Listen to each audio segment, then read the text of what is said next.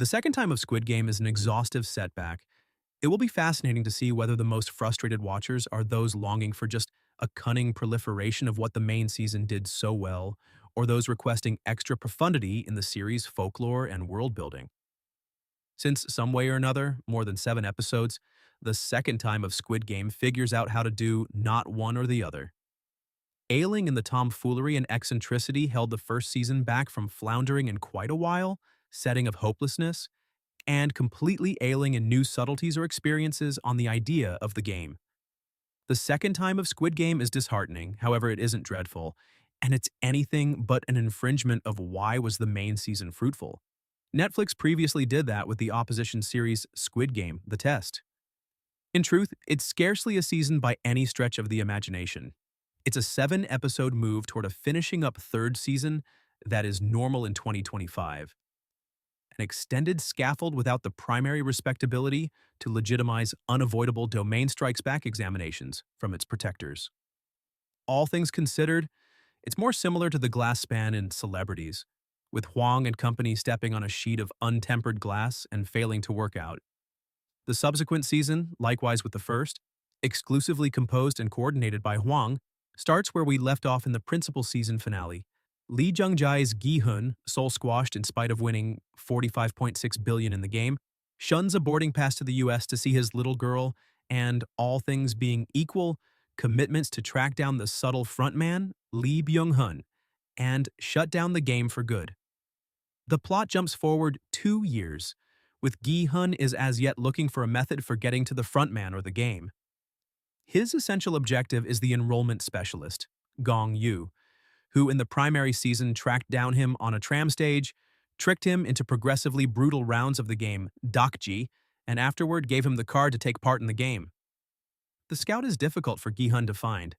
In the meantime, cop Junho, Wi Ha-jun, last seen as he was shot by the frontman, who ended up being the cop's sibling, is alive and working a less requesting beat in rush hour gridlock requirement. In his extra time, he's battling to find proof demonstrating that there's a game out there in which customary individuals play youth games to the passing under the scoffing look of creature-veiled celebrities.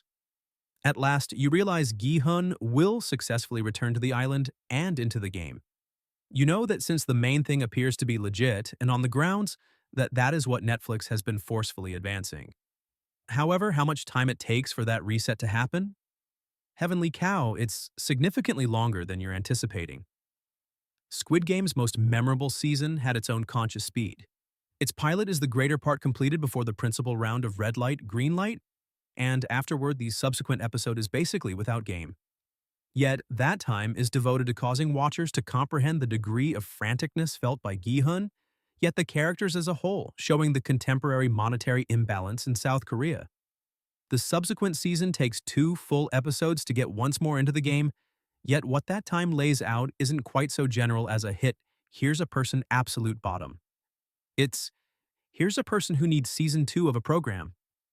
For 2 hours, it seems like Squid Game is getting the in a position up to have Gi-hun and Junho, who met just momentarily last season, meet up to work couple. Yet, by the 3rd episode, Junho has returned to being an interruption. On my rewatch, I found that I recollected 90% of Gi-hun's plot and 5% of Junho's plot. That endures here.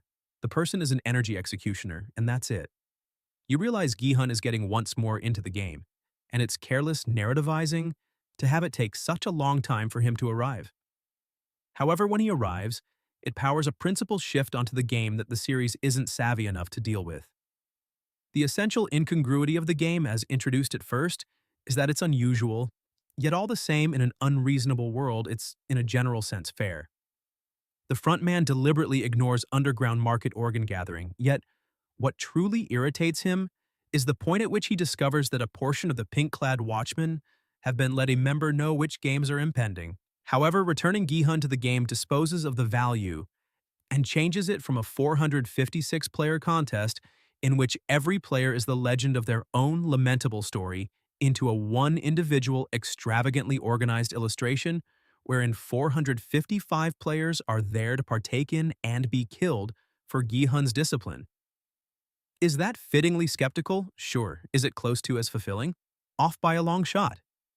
The other individual members get no flashbacks this time around, and they scarcely get stories. They're lamentable person types. A previous warrior, Park Sung-hoon's Hyun-ju, hoping to finish her orientation progress.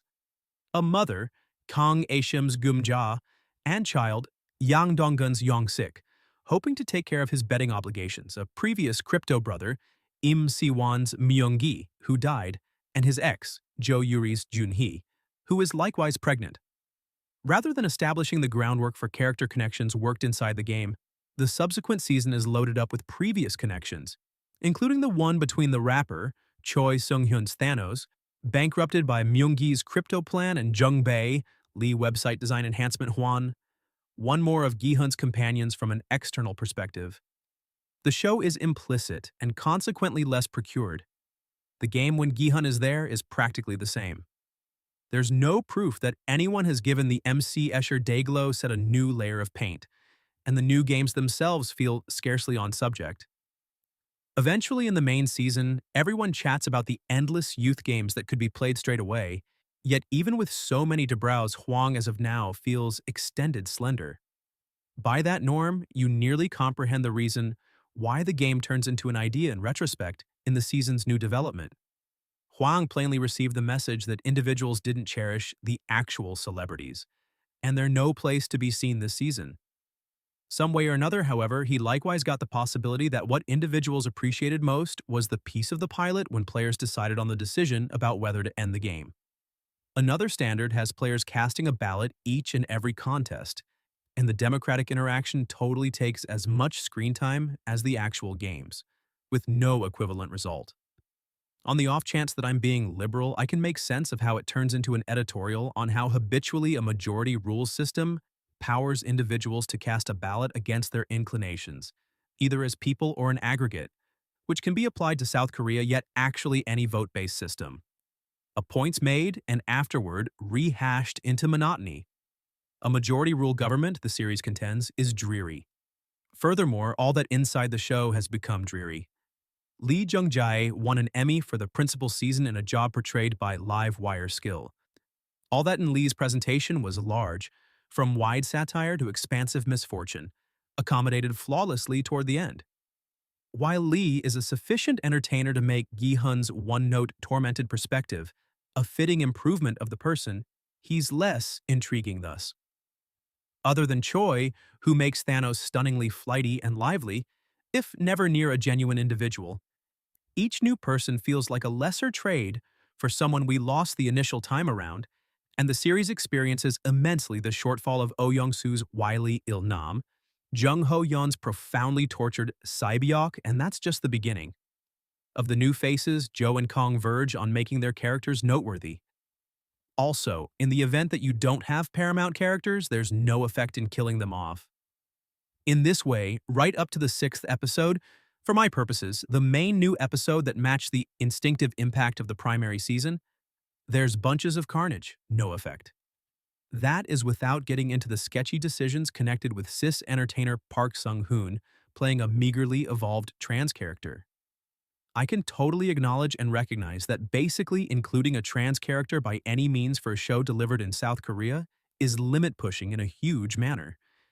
In any case, for a global network show in 2024, there are essential assumptions that it misses the mark. The two things can be valid. Essentially, the facts can demonstrate that a large portion of the examples that Hwang seems to have taken from the principal season have been twisted. Yet I stay inquisitive with regards to whether the vast majority of the more innovative components and organization-shaking turns and disclosures may be put something aside for the third season. What was basely thrilling about the series' reason hasn't been lost totally. The juice produced by the 6th episode affirms that. The style stays in salvageable shape, if deteriorating, and Lee's presentation stays strong, if less engaging, than what pulled in crowds in any case.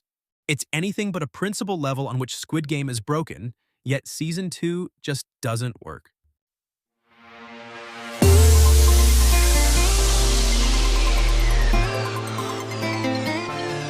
If you like the video, please subscribe to the channel and activate the bell button to receive all that is new on our channel.